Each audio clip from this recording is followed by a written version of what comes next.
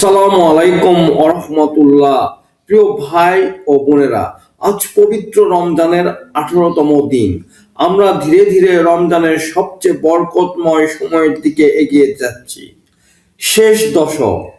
এই সময় আমাদের উচিত নিজেদের আমলকে আরো বেশি বাড়িয়ে দেওয়া। আল্লাহ তাআলা কোরআনে বলেন, এটার উল্লেখ আছে সূরা বাকারার 2 নম্বর সূরার 183 নম্বর আয়াতে, হে ঈমানদারগণ, তোমাদের উপর রোজা ফরজ করা হয়েছে যেমন ফরজ করা হয়েছিল তোমাদের পূর্ববর্তীদের উপর, যাতে তোমরা তাকওয়া অর্জন করতে পারো।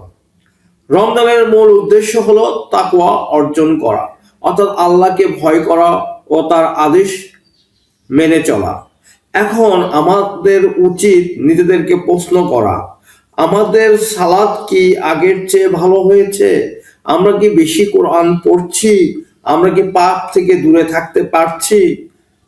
রাসূলুল্লাহ সাল্লাল্লাহু আলাইহি সাল্লাম বলেছেন, এটার উল্লেখ আছে সহিহ বুখারী ও সহিহ মুসলিমে, যে ব্যক্তি ঈমানের সাথে এবং সওয়াবের আশায় রমজানের রোজা রাখে, তার পূর্বের গুনাহগুলো ক্ষমা করে দেওয়া হয়। প্রিয় মুসল্লিগণ, সামনে আসছে রমজানের শেষ 10 রাত, যার মধ্যে রয়েছে লাইলাতুল কদর, যে রাত হাজার মাসের চেয়েও উত্তম। তাই এখন থেকেই বেশি বেশি নামাজ, দোয়া, কোরআন তিলাওয়াত এবং দান সদকা করা উচিত। আল্লাহ তাআলা আমাদের সবাইকে রমজানের বরকত অর্জন করার তৌফিক দান করুন। আমিন।